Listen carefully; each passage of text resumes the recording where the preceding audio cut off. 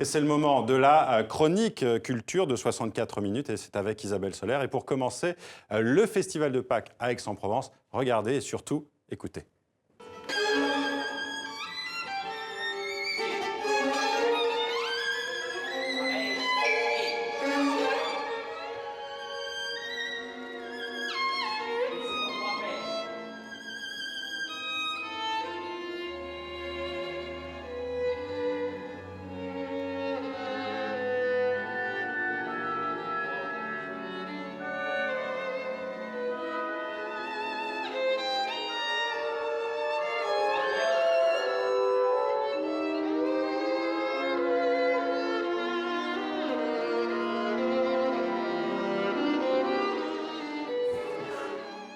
Alors Isabelle, à Aix, eh bien, le Festival de Pâques bat son plat, un festival assez récent. Oui, effectivement, la manifestation créée par le violoniste Renaud Capuçon a 3 ans. Elle accueille pendant 15 jours tout ce qui se fait de mieux sur la planète en matière de musique classique. Pendant ces 2 semaines, la musique investit largement la ville. Cette année, le piano est à l'honneur. 22 concerts pour découvrir plusieurs générations d'artistes, confirmés et nouveaux talents, présentés dans des masterclass. Et Aix ne manque pas d'ambition. Et non, la ville veut s'imposer aux côtés des plus grandes capitales de la musique européenne et même rivaliser avec les plus prestigieuses comme Salzbourg, pas moins. Et On leur souhaite, hein. Oui, évidemment. Au programme ce soir, la partition exigeante de l'allemand Riem. Voilà, pour ceux qui y seront. Isabelle, vous nous emmenez... Ah pardon, on va l'écouter, c'est ça? On va écouter, excusez-moi, je suis allé trop vite. Renaud Capuçon qui nous présente le spectacle. Peut-être. Un festival à Aix, d'abord parce que la ville est splendide, il y a un patrimoine culturel très riche, il y a déjà ce festival d'été. Et c'était vraiment le modèle de Salzbourg, un festival à Pâques, un festival d'été. Et je pense que ça, la sauce, comme on dit, a pris dès la première année. C'est vrai que le public est venu extrêmement nombreux.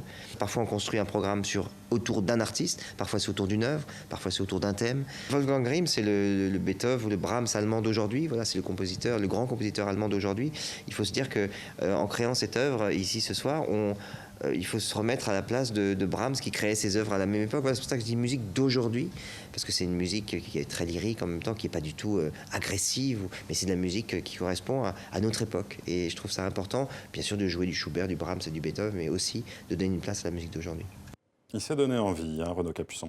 Alors Isabelle, vous nous emmenez à Metz, au centre Pompidou, hein, le petit frère du musée parisien, qui consacre une exposition à un intellectuel du XXe siècle, peut-être un peu méconnu. Oui, on peut le dire, écrivain, ethnologue, critique d'art intime des plus grands peintres, Michel Leiris, puisqu'il s'agit de lui, est inclassable.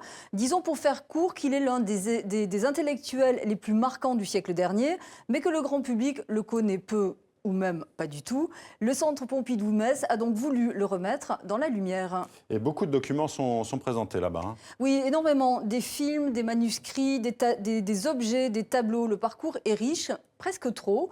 Un petit décryptage s'imposait, le voici.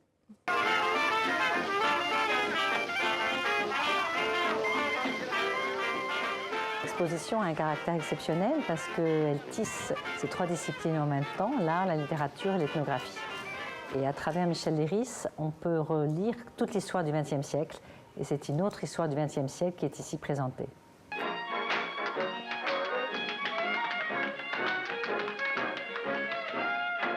Cette exposition retrace aussi ses passions pour le jazz, ensuite pour la tauromachie, puis pour l'opéra. Et évidemment, on le voit ici dans cette salle, elle rencontre de ses amitiés avec Masson, Miro, Giacometti, Picasso, Lame et à la dernière rencontre importante de sa vie qui est Francis Bacon.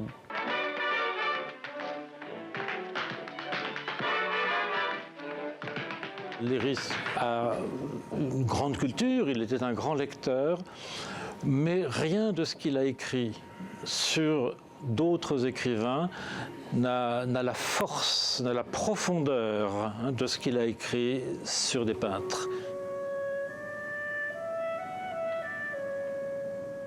Ce qu'il aime chez les peintres, c'est une certaine forme de silence.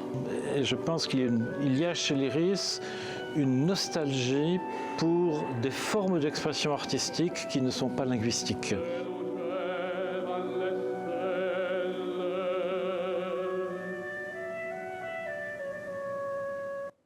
Alors Isabelle, on va parler du 17e jour de grève à Radio France, le conflit le plus long qu'ait connu la Maison Ronde depuis 10 ans.